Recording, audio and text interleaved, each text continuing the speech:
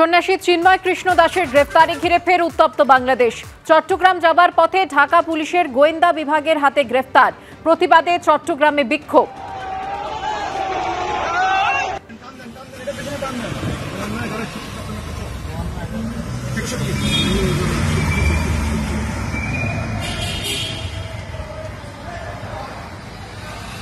ঢাকায় গ্রেফতার দিল্লির পদক্ষেপ চান শুভেন্দু অধিকারী। সংখ্যালঘুদের জন্য লড়াই করছিলেন চিন্ময় কৃষ্ণ দাস প্রভু। অবিলম্বে চিন্ময় কৃষ্ণকে মুক্তি না দিলে সীমান্তে অবরোধের ডাক। কলকাতায় বাংলাদেশ হাইকমিশনের সামনেও বিক্ষোভের ডাক। অবিলম্বে হস্তক্ষেপ করুন বিদেশমন্ত্রী, আবেদন শুভেন্দু অধিকারী। অবিলম্বে বিদেশমন্ত্রীর হস্তক্ষেপ চান সুকান্ত মজুমদারও।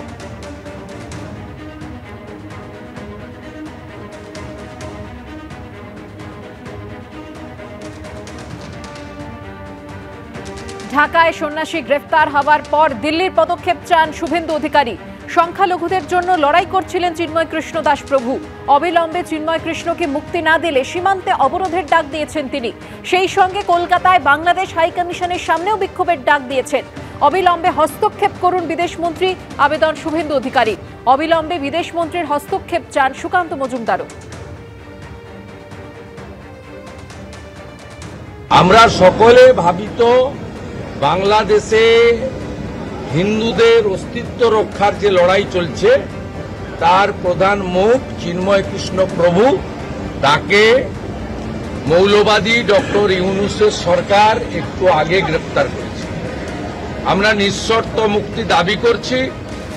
মুক্তি না দিলে বাংলাদেশ ডেপুটি হাইকমিশনেও বিক্ষোভ হবে এবং বাংলাদেশ বর্ডারে সনাতনীরা ধ্বজ নিয়ে অবরোধ করবে, যাতে বাংলাদেশে ভারত থেকে পশ্চিমবঙ্গ দিয়ে আমরা কোনো পরিষেবা নিতে দেব না। অবিলম্বে ইউনূসকে বলবো রাত্রে ইমিডিয়েটলি মুক্তি দিতে হবে। চোখ রাখবো পরের খবরে। 18 ফেব্রুয়ারিতে শুরু হচ্ছে আইসিএসসির পরীক্ষা। 27 মার্চ শেষ আইসিএসসির দশমের পরীক্ষা। 13 ফেব্রুয়ারি শুরু হচ্ছে আইএসসির পরীক্ষা। 5 এপ্রিল শেষ আইএসসির দ্বাদশের পরীক্ষা। 18 ফেব্রুয়ারিতে শুরু হচ্ছে আইসিএসসির পরীক্ষা। 27 মার্চ শেষ হচ্ছে আইসিএসসির দশমের পরীক্ষা। অন্যদিকে 13 ফেব্রুয়ারি শুরু হচ্ছে আইএসসির পরীক্ষা। 5 এপ্রিল শেষ আইএসসির দ্বাদশের পরীক্ষা।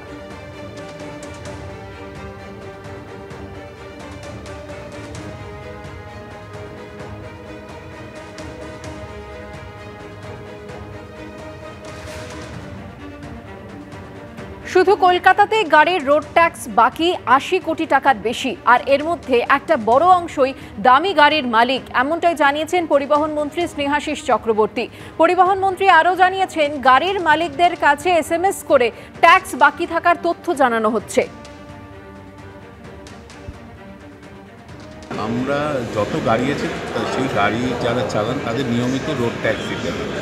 এই রোড ট্যাক্সটা যদি নিয়মিত সবাই দেয় তাহলে সরকারের রেভিনিউ আসে, কিন্তু একটা সার্টেন পার্সেন্টেজ অফ মানুষ এই রোড ট্যাক্সটা নিয়মিত দেন না। এবং এর মধ্যে কলকাতায় আমরা লক্ষ্য করেছি যে বেশ কিছু দামি গাড়ি, যে গাড়িগুলোর দাম প্রচুর বেশি, সেই সব গাড়ির মালিকদেরও অনেকের এই রোড ট্যাক্সটা বাকি আছে। মানে কী ধরনের গাড়ির মালিক তারা? এর অডি আছে, মার্সিডিজ বেঞ্চ আছে, দামি দামি সব গাড়ি। কলকাতায় আমরা কলকাতার মধ্যে এই সব বড়ো গাড়িগুলোর অন্তত 80 কোটি টাকা। যত গাড়ি আছে তার মধ্যে একটা পার্সেন্টেজ, প্রায় 30% মতো গাড়ি নিয়মিতভাবে ট্যাক্স প্রদান করে। তার মধ্যে দামি গাড়ির সংখ্যা কলকাতার বুকে বেশ কিছু।